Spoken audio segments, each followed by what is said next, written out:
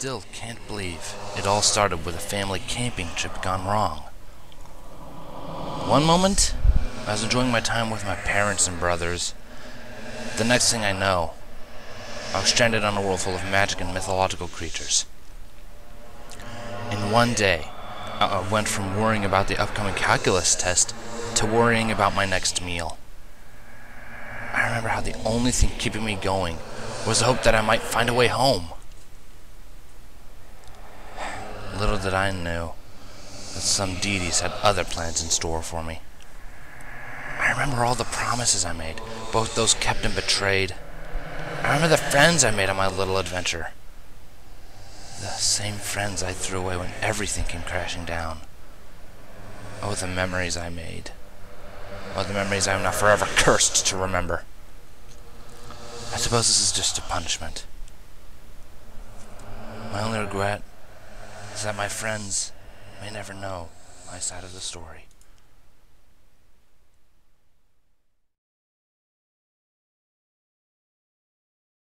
Prologue. Flash forward. It was yet another beautiful day in the Canterlot garden. The sun was shining, the birds were singing, the branches gently rustling in the cool spring breeze. It was all perfect, but unfitting for today. I leaned up against one of the many trees in the garden, just out of sight from the gathering of ponies. They were all mindlessly milling about, every now and then exchanging small talk with one another. A large white tarp shielded a mysterious structure in the middle from view. I could tell from the marble base and odd positions that this was yet another statue for the garden's collection. A multitude of chairs stood their ground before it. There were just enough to seat all of the guests. A snack bar was stationed off to the side next to some bushes. Fruit punch and cupcakes were being served to lighten the mood. I would have retrieved a few of the pastries, but I wasn't exactly in a hungry mood.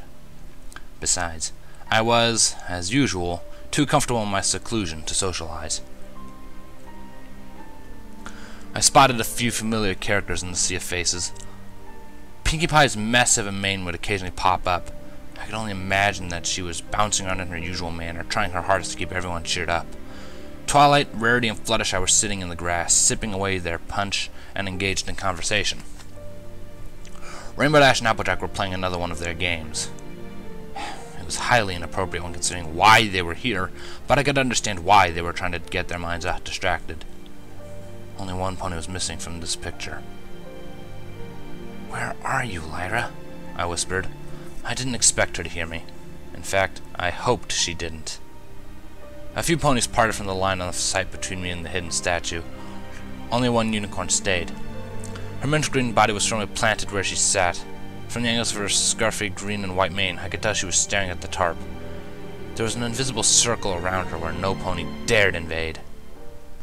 The sight was almost enough to make me leave the tree.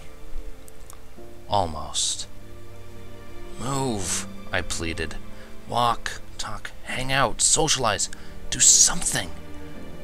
Of course, she still hadn't heard me. A trumpet sounded, signaling the arrival of the princesses. The ponies shuffled to the empty chairs. Lyra's friends managed to move her into a seat. I caught a glimpse of her face. It was emotionless. She was trying her best to hold something back. Maybe I should go... No, I thought out loud. I can't.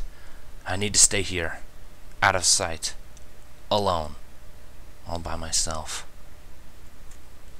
"Oh, don't be like that," a voice said next to me. An eagle's claw patted my shoulder. "You still have me, after all."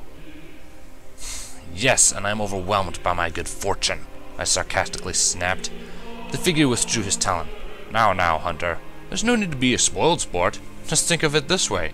Now I have all the time in the world to come up with knock-knock jokes. Joyous rapture, I replied without emotion. "Bah, now you're just being no fun," he complained. If you need me, I'll be trying to steal some punch."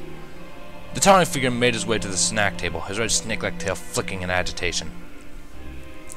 I redirected my attention to the ponies. Celestia and Luna had appeared, accompanied by many of the royal guards in their decorative uniforms. One of them I recognized as Twilight's brother, Shining Armor. With a single nod of her royal head, Celestia beckoned the guards to disperse. Soon, only Celestia and her sister were were the ponies left standing before the tarp. A silent message was exchanged between the sisters. Celestia took a step forward and cleared her throat. My little ponies, I have guided you all here today in memory of Equestria's recent fallen hero. Hero? I snorted. More like a lucky fool, if you ask me. Celestia continued her drawl speech. He has been through many hardships in his time here. I deeply regret that I was one of them. In our hour of need, he so boldly left the sanctuary of his home to aid us. He was a coward, I corrected. He only returned to clear his conscience. Through his valiance, he overcame his greatest enemy and aided our efforts in returning Equestria to order. But all of it was his fault, I growled. None of this would have happened if it wasn't for him. I believe I speak for both my sister and I when I say that we only wish we could apologize to him formally instead of at a ceremony he could not attend. I bit my tongue to keep me from what I was about to scream. And so, without further delay, it is my pleasure to commemorate the statue in his honor. Luna pulled down the tarp. A thunderous applause echoed through the garden. The statue was a perfect replica of the hero's final moments. In stone, the two figures locked in combat were frozen in place. The hero appeared to be easily overpowered by the mighty Draconicus before him. Their hands were locked together as the stone-cold figures looked deeply into one another's eyes in pure hatred. A gold plaque was mounted on the marble base. Only one word was engraved on it. Sacrifice. A lucky fool indeed, I glowered. I was never given a ceremony like this, the figure pouted as he reappeared. Are we done here? I'm getting bored. Ah, Discord. You never were the patient type, I sighed. What can I say? It's in my nature. I gave the crowd one last look. The ponies were dispersing. Some returned to their original cliques. Many exited the garden, probably wanting to go somewhere less depressing. A few moved closer to the statue to admire it better. A single green unicorn remained in her seat, head hung low. I felt a pang of guilt. I swear I will find a way to return Lyra, I muttered under my breath. And this time, I intend to keep my promise. Her friends came and herded her away from the garden, each bearing their own form of depression. I craned my neck to meet the Draconicus's crimson pupils as the last of them disappeared behind the bushes.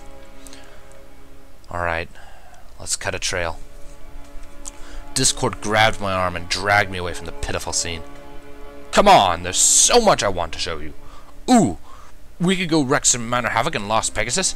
If I find a way to temper with their power grid in the middle of the night. Oh, or we could go pay Chrysalis a visit. I bet you'll never guess what she does when she thinks she's alone. Maybe we could... I stopped listening to his list of mischief. Why I thought it was a good idea to hang out with the spirit of chaos was like beyond me.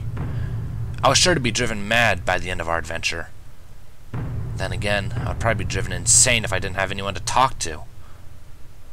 Perhaps it was just a matter of which way I wanted to lose my mind.